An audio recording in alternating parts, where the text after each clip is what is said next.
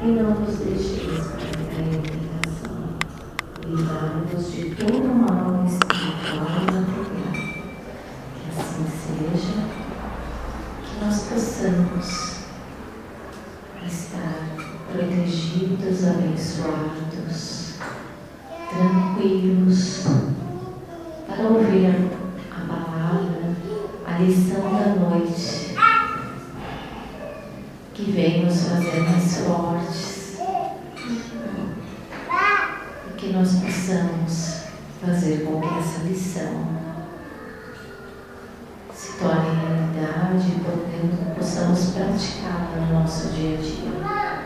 Graças a Deus.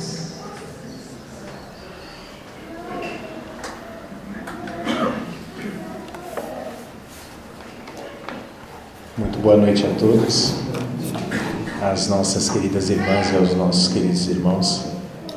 Que Jesus, nosso Divino Mestre, nos abençoe e nos fortaleça no ideal da busca da solução das nossas dificuldades. Temos para o nosso estudo e a nossa reflexão na noite de hoje o item 7, no capítulo 17, Sede Perfeitos, do Evangelho segundo o Espiritismo. A mensagem é do Espírito Lázaro, na cidade de Paris, no ano de 1863.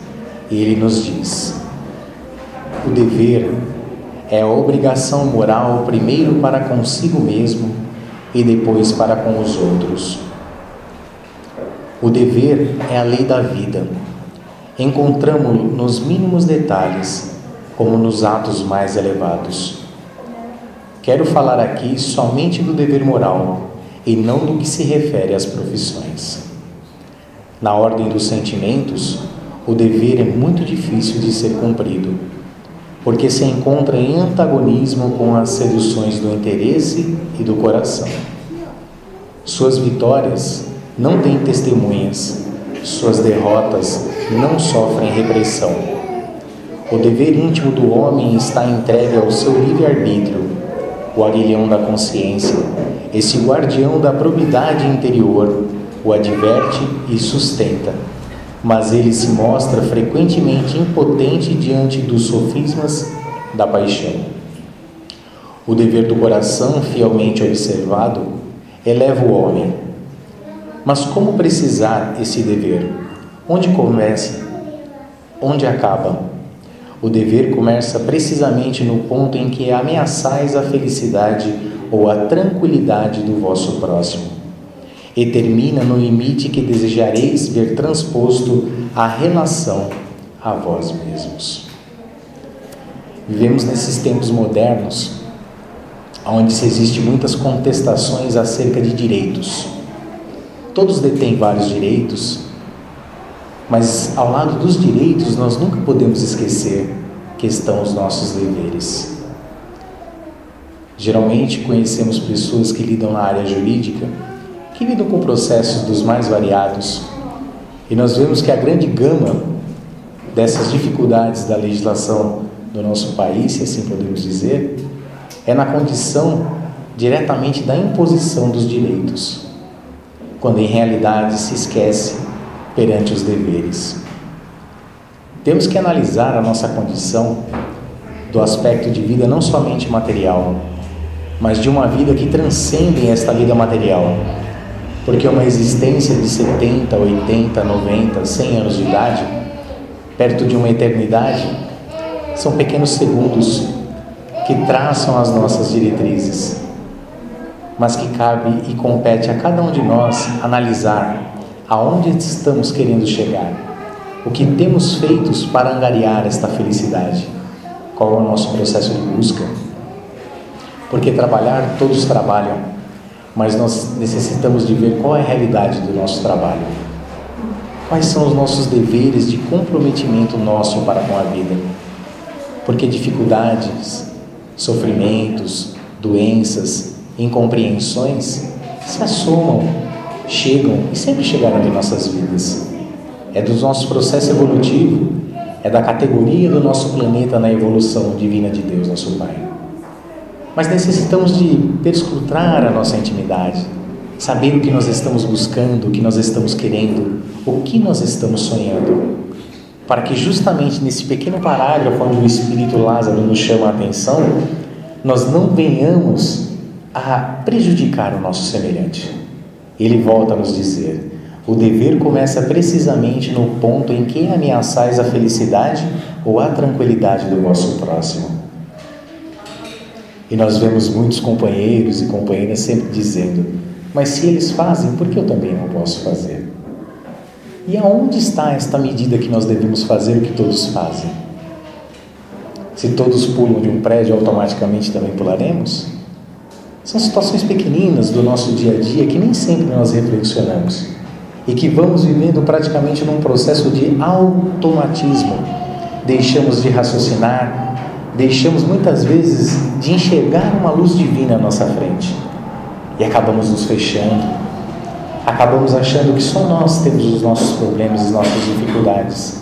E longe, pelo menos da minha palavra na noite de hoje, dizer que o problema de cada um de nós não tem a importância devida. Tem porque é de origem única e só quem passa sabe das suas dificuldades. Mas ao lado disto, até onde vai a nossa força de vontade de querer vencer em realidade a nossa dificuldade? Está em nossas mãos. Jesus foi enfático quando nos disse que o reino de Deus está dentro de vós. Tudo quanto eu faço, vós podeis fazer, ele nos dizia, mas para isso é necessária a vontade. Vontade essa que não nasce de um momento para o outro, nasce a partir do exercício constante da força de vontade, do estudo, da perseverança. Abrir uma página edificante por dia, ler pequenas linhas, refletir sobre aquilo.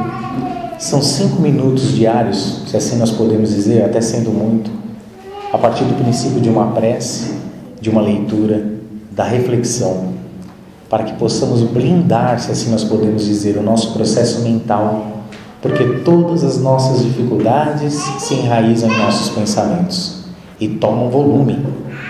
E nós vamos compreender com a doutrina espírita que pensamento, no dizer do Espírito Emmanuel, pelas mãos abençoadas de Francisco Cândido Xavier, pensamento é vida, pensamento é energia. E se nós queremos modificar as nossas disposições, observemos uma frase de Francisco Cândido Xavier que nós encontramos em muitos livros, aparadores, separadores de livros e principalmente na internet.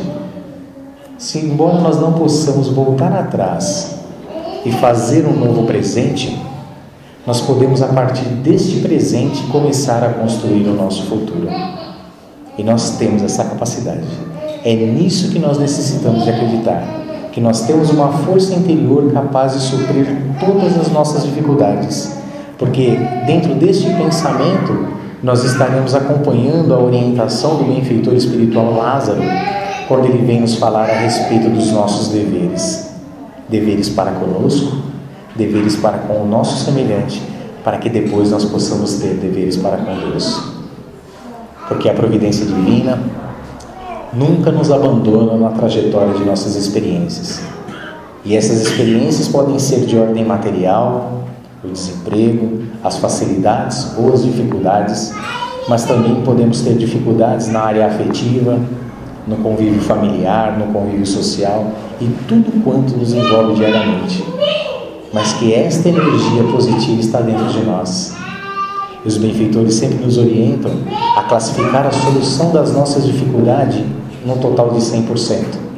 25% encontrarmos uma religião ou uma filosofia que nos preencha o coração, que nos faça refletir e encontrar o positivismo. 25% nós encontraremos no passe, nas palestras edificantes, no estudo continuado. Os outros 25%, a prece e o estudo diário para as nossas reflexões. E dentre os outros 25%, nós podemos dizer que entra a nossa força de vontade. Então, 75% da solução de nossas dificuldades, a espiritualidade, o Cristo, Deus resolve para nós. Mas 25% corresponde à nossa individualidade de cada um, conforme o título da noite de hoje, referente ao nosso dever, para com Deus, para conosco e para com o nosso semelhante, edificando um reino de paz, de integridade, de felicidade para todos nós. Esta é a proposta para a nossa reflexão na noite de hoje. Muito obrigado pela atenção de todos. Que Deus nos abençoe e nos fortaleça na solução das nossas dificuldades. Graças a Deus. E pensando em dificuldade, em soluções, né? A Casa de Ismael oferece a vocês a orientação